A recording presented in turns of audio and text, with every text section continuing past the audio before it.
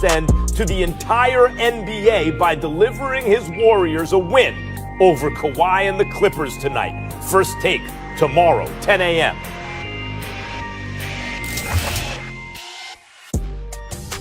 76ers off to a hot start, leading the East with a 6-1 record. Before the season, Ben Simmons was mentioned in potential trade rumors involving Rockets star James Harden. All right, let's welcome in Kendrick Perkins for this debate. Perk, what do you think? 76ers, they're doing so well. So should they even entertain, or really should they just reject any and all offers as far as trades go for Harden? Well, right now, if I'm the Philadelphia 76ers, Charlie, I'm gonna stand pat. I'm not gonna even entertain a trade. And one word describes why. Yeah, I said it, Max, and I'm gonna tell you why. Because of chemistry. You were Mr. You got to trade for James Harden. Yesterday, you were Mr. That. No. I said you have to take in consideration.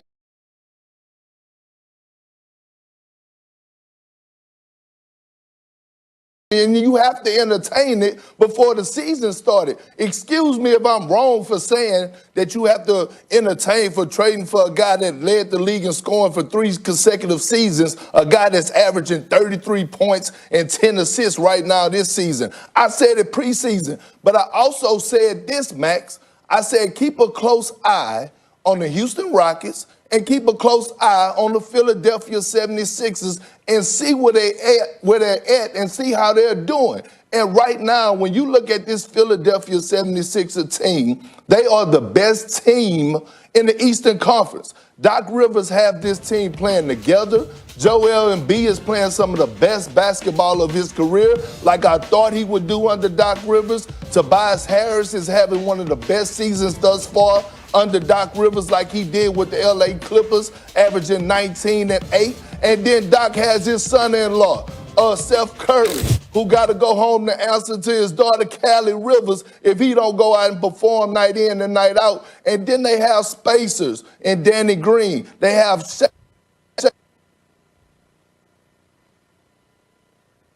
Street. All right, Max, you might have to pick it up here. What do you say in response to what Perk has to say so far? See that? The basketball gods. I know. The basketball gods had to cut off that nonsense. Perk was there talking about James Harden, lauding James Harden. They got to trade for James Harden. What did I tell you? The more at first I understood, I was like, yeah, of course, James Harden, and he can, the outside shooting and everything. The more I thought about it, no, man, no. Number one, you saw that KD is back. See, that's something I was wrong about. I thought you had, I don't even say I was wrong. I would say he's exceeded my expectations. I didn't think you could just assume KD would still be KD after that injury, because almost always the person comes back as something less than what they were. But KD is enough of himself that you have to account for that. And who's best positioned to guard that guy in the playoffs? Ben Simmons, who last year, until he got hurt, I thought was the best defensive player in the world. You know who the best defensive player in the world this year is, I think? Joel Embiid. I think he's been the MVP of the league so far, both ends of the floor. He's the best player on the best team and the best defender on that team. Even better than Simmons so far this year. And you know who else has been great? And you mentioned Tobias Harris's offense. His defense has been excellent. I can't believe I'm saying it. I won't put on blast who said this to me, but a coach, I mentioned, hey, Tobias Harris, at least he can defend. You know, he's a versatile defender, even if he's not very good at it. And the coach told me, yeah, he can't defend all 5 positions, but he can this year. He's been excellent on defense this year. And by the way, part of that is Joel Embiid, right?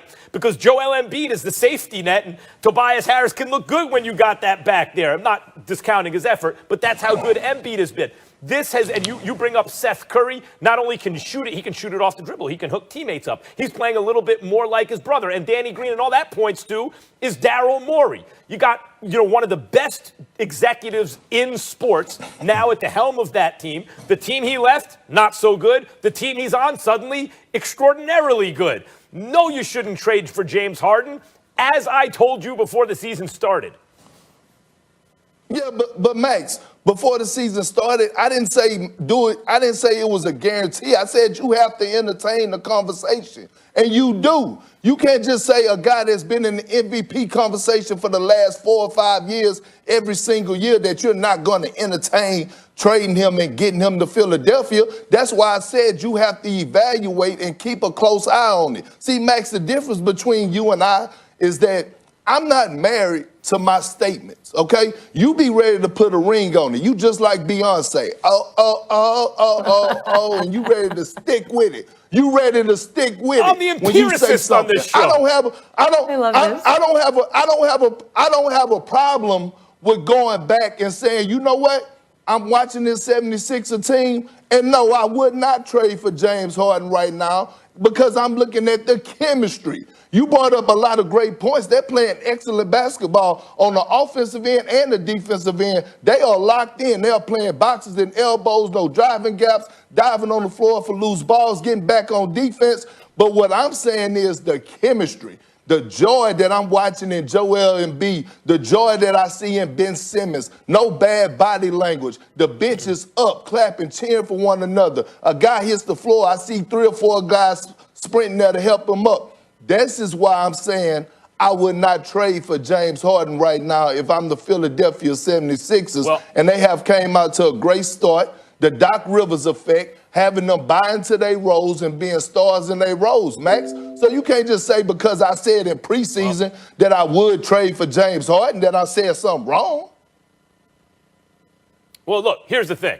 I'm the one on this show. I don't know who you're talking about. I don't have a religious point of view about this, any undisprovable hypothesis. When new information comes out, when the facts change, so does my opinion. So, I get that. What I'm pointing out is I think you could see this coming. When you saw what Brooklyn looked like with KD, you knew that Philly needs especially Ben Simmons. No one's going to stop KD, but Ben Simmons can do the best possible job. Here's the thing about James Harden right now.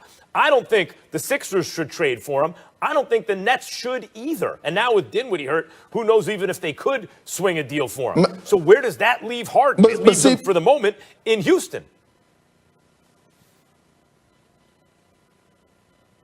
Couple weeks ago, I was on this show arguing and debating with you and Stephen A. about Ben Simmons and his shooting. Could it work without him shooting jump shots? Right, and to point out the election of Warnock in Georgia as what appears to be progress. But to me, it often feels like, and maybe I'm just in a pessimistic mood today, but to me, it feels like the illusion of progress because it feels like whack-a-mole to some degree for us, and not just us as black people, but us who want to make this country what it professes to be, is it feels like once you get past Jim Crow, then there's redlining, and there's always something new, some other new way that you pop up, like it's not slavery anymore, so it's sharecropping, and there's new ways that the institutions kind of hold in place the caste that we've always been in. And the word caste comes to mind because of Isabel Wilkerson's book that goes into detail on all the many different ways that the country continues to perpetuate this caste system that we're under. So it's discouraging when you see results like this. And I guess it should be encouraging when you see things like what happened in Georgia yesterday. But I'm in D.C. When I came into the office today, there were thousands of people in the streets protesting an election that they believe to be rigged, that we all actually know was not rigged. So it's hard for me to be optimistic as a black person at this time. It's hard for me to get excited when I look at the history of this country. So I understand the Georgia thing is worth celebrating. I'm happy about it, but it feels like something something revolutionary needs to happen for us to break out of this pattern, because there are so many kind of hardened institutions that perpetuate these things, and we cannot break those institutions without some sort of revolution. And it's sad when the celebration is when we elect people who are not revolutionary. So it's hard to expect a revolution. And I love the quote by Dr. King that you brought up last segment. It's a great quote. The arc of history bends towards justice. The arc of history is long, but it bends towards justice. It feels good, but I don't know how true it is, because it doesn't feel like, I guess you could argue if we're going from slavery to now, then actually we're closer to justice than we were before. But to me, justice is not something that is on a spectrum. Justice is or it isn't.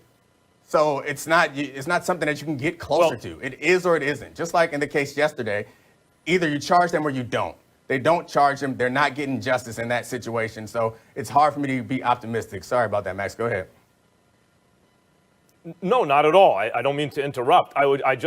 Because you brought it up, right. How do you square the moral arc of history is long, but it bends toward justice with another Dr. King quote, justice postponed is justice denied. Both things are true, and it seems contradictory. But I referenced Stacey Abrams, who helped get Warnock elected, over Loeffler, who is the owner of the Atlanta Dream, right, who protested against Black Lives Matter. And so her own team wore T-shirts saying, vote Warnock. Yep. The person, their owner, the terminology even, right? The owner of the team was running against. They said, vote for the opponent, who is a black man, by the way. So I understand it seems contradictory, and you're right. Justice postponed is justice denied, which is, I think, what you were not just referring to, explicitly really stating. But Stacey Abrams, when you listen to her, I suggest to check it out on social media, talk about how she went, her great-great-great-grandparents were slaves, and then great-great-grandparents were sharecroppers, but she traces it, and in each generation, there was injustice, for sure. But inevitably, it led to the position she is in today. So yes, it was denied for a long time.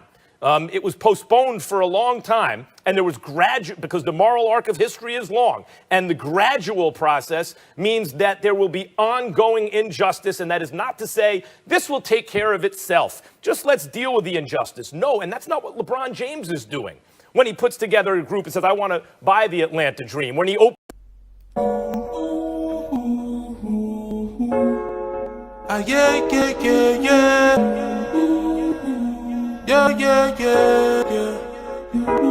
I'm a star, shining brightest in the darkest times. I'm a star, twinkle, twinkle, I bring the sparkle in, light your world up.